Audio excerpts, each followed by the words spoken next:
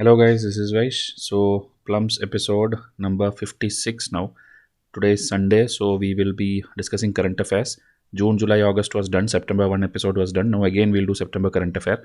And please see every teacher's videos, because with one subject alone you cannot clear UPSC. Okay, you need to reach the cutoff of 100 plus marks. Okay, if you are a general category student, and you have to know a little bit of everything. Okay, a little bit of history, geography, polity, science and tech, environment, governance, schemes, and then the economic survey and budget, the CSAT, especially afternoon paper. Many people are failing in the last 2 years, even though they are clearing the morning paper. So CSAT, also take it seriously, and see to it that you are getting the foundation videos first. Okay, WhatsApp me, I'll give you 25 free foundational videos, and that is mandatory. Okay, no matter you're preparing for 10 years, 20 years, it doesn't matter. Okay, there are many people who has the ability to study things, but they are missing out something. They are missing out very basic things about the exam, and that is called foundation, and that we'll give you when you subscribe and come and WhatsApp me. Okay, it's completely free. Please message us, and then you can start on day one. And current affairs, today's first question will be, which of the following are false about National Green Tribunal? Okay, recently it completed its 25 years of its establishment. It is not bound by the procedure laid down under the Code of Civil Procedure 1908. It is mandated to make an endeavor for disposal of applications or appeals within 3 months. Okay, so a general static question about NGT, because it is in the news. UPSC also will ask you like this only. Okay, if something is in news, they'll ask the static part of the body or the person or whatever is there being mentioned there. Okay, so 1, 2, 3, 1, 3 only, 2 only, none of these. So you have to know at least when it is established, okay, and how many months it is to dispose the cases. That alone will help you solve this question. Your answer is B, 1, 3 only, because it is asking for false. Okay, so it is not 25 years, because I think in 2010 this thing was set up. Okay, and this one is not 3 months, it should be I think 6 months. Okay, but the second statement is true.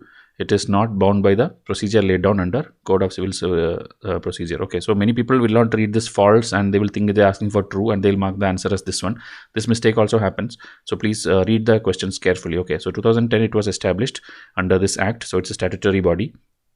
Statutory body means something under the act passed by Parliament. Okay, a body set up under the act passed by the Parliament. Okay, this is not bound by the procedure, and it is guided by principles of natural justice, and it was inspired from constitutional provision of Article 21. Okay, maybe UPSC can put this also as a statement. Okay, and it has to see to it that the cases are disposed within 6 months. Okay, now it has imposed environmental compensation of rupees 3,500 crore on West Bengal for failing to manage solid and liquid waste. Okay, so something, whenever environment related, any body or any state, anybody does something wrong or violates some principles, NGT will come into picture, and they will impose fines. They have the ability to, or the power to impose fines. Okay, that also can be a UPSC question, like NGT does not have power to impose fines or something like that. If they ask, that is wrong. Okay, so this is a business standard article. We cover 11 national newspapers, so you will not miss out on any current affairs. Okay, second question.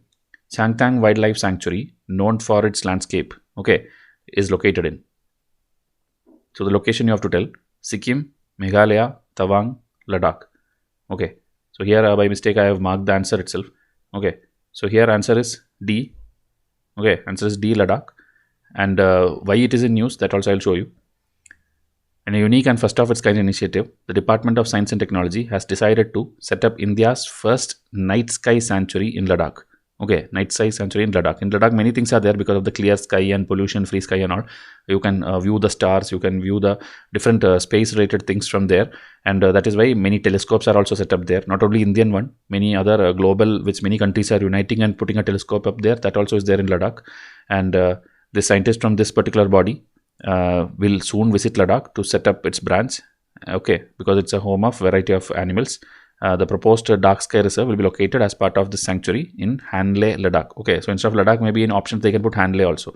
It will give a boost to astro-tourism. Okay, this is a new thing, astro-tourism, and will be one of the highest places in the world for optical, infrared and gamma ray telescopes. Okay, so this is a Times of India article. Now question number 3. Maitree super thermal power project seen in news relates to India and which country? Okay, with respect to one neighboring country, we had this in news, Maitree super thermal power project. So options are Nepal, Sri Lanka, Bangladesh and Bhutan. So all the countries, okay, you know, SAARC countries especially, for which the trick is their MBBS Spain, which I already did a trick video also. So MBBS pain is the 8 countries. I is India. Remaining 7 you should know. So these countries, anything happens or anything like India is doing in collaboration, you have to know the things, okay, because that is expected out of a UPSC aspirant. So here answer is Bangladesh, Maitree Super Thermal Power Project. So here if you see, PM Modi and the Bangladesh Prime Minister recently unveiled Unit 1 of this particular thermal power project. It is located in this particular district. This is the coal fire plant and all, its estimation and budget and all.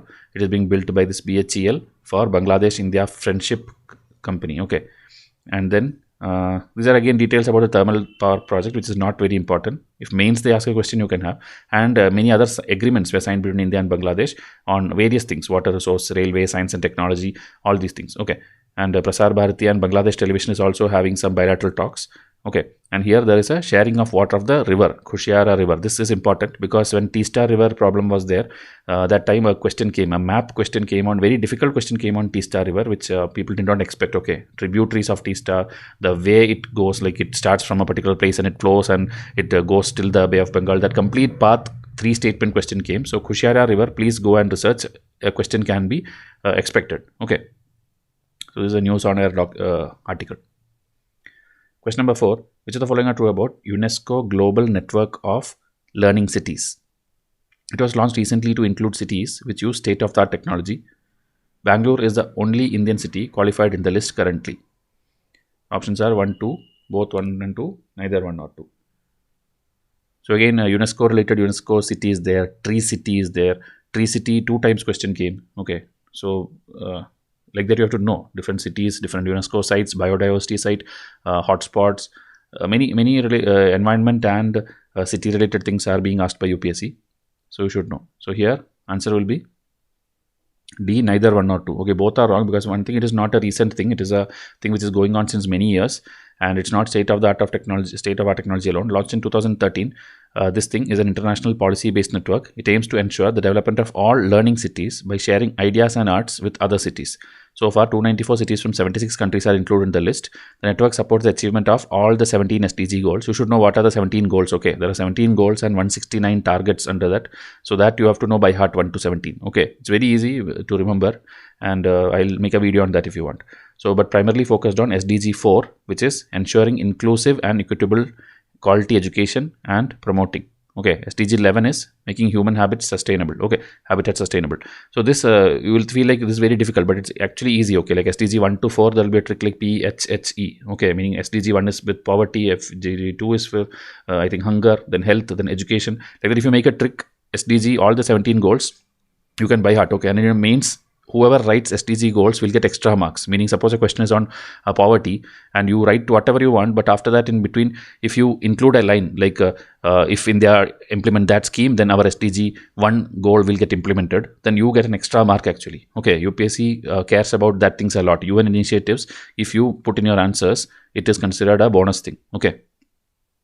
So here again, recently 3 cities in India have joined the UNESCO Global Network of Learning City. That is why this question. So they are Thrissur and Nellambur in Kerala and Warangal in Telangana. Okay. So Warangal is the second UNESCO recognition for Telangana. Earlier this Ramappa temple, okay, was included in the UNESCO World Heritage Site. Okay. So in Telangana itself, 2 places, one for the World Heritage Site and one for the this thing. Okay. Global Network of Learning City. Okay. Then is Ukraine capital, South Africa's Durban, UAE city Sharjah. All these are included this time. Okay. And then in 2022, 77 cities from 44 countries are there. And about little bit about all these things. Nilambur why it's famous, Thrissur why it's famous, Warangal why it's famous. That is also mentioned here. Okay. So this is the maximum anybody should learn, and that we have covered. And this is a live mint article. Okay. It will be there in Hindu, Indian Express and all, but I take where we get maximum content. Okay. We can give you proper explanation. Last question for today. Uncertain times, unsettled lives, shaping our future in a transforming world. This is a name of a report, okay, title of a report, global report, in which this time India has ranked 132 out of the 191 nations. So which report are we talking about? Global Hunger Index by the Irish NGOs, Sustainable Development Index by the UN, Global Risk Report by the World Economic Forum, Human Development Report by the UNDP. Okay, so this options itself is a learning for you, like who publishes these 4 reports. Okay, and about all these reports, I always tell, whenever you have a question, you should not focus only on the right answer. The other 3 wrong options also you should go and research, and you should study. Okay, what rank India got and how frequently that report comes. Such things you should study. Okay, so here Uncertain Times, Unsettled Life, Shaping Our Future in a Transforming World is the title of. Answer is D. Human Development Report by UNDP. Okay. So India ranked 132 out of 191 in this UNDP report, and here the details are there. Okay, last year we were 131, so we are pushed one more rank backwards. Okay, and this is the average measure of human basic development achievements in a country measured by the UNDP. Okay, so long-term progress in 3 basic dimensions: a long, healthy life, access to knowledge, and decent standard of living. These are 3 parameters that also UPSC can ask. Okay, this is the title.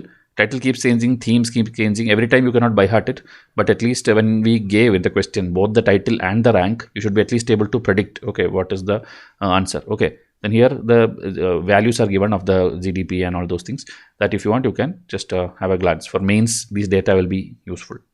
So please practice, keep practicing every day, at least 10,000 plus MCQs in a year. If you do, you will surely pass prelims. Okay, and you have to read newspaper daily, join a good test series, and also be observant about what is happening around you. Only people who are actually interested about things happening around your nation, your world, only then such people will pass. Okay, not those who simply by heart it for the sake of it, because even if you crack prelims and mains, once you reach the interview, they will come to know that you have just by hearted things and come. You have actually no interest in politics, or you have no interest in what is happening around you, or what sports is happening, or what developments are coming, what infrastructure is happening. You don't know even you are a ward member, panchayat member, you don't know anything around yourself. Then they will easily catch you and you will fail in the interview stage. Okay, that is what happens. So please be a person who is self-aware. Okay, your personality also should improve along with your by hearting and these books and all. Okay, so if you are a serious aspirant and need current affairs, you can get this best pack, which is the bestseller, and see to it that you pass with 100 plus marks in prelims. So tomorrow the next episode will come. Thank you and have a nice day.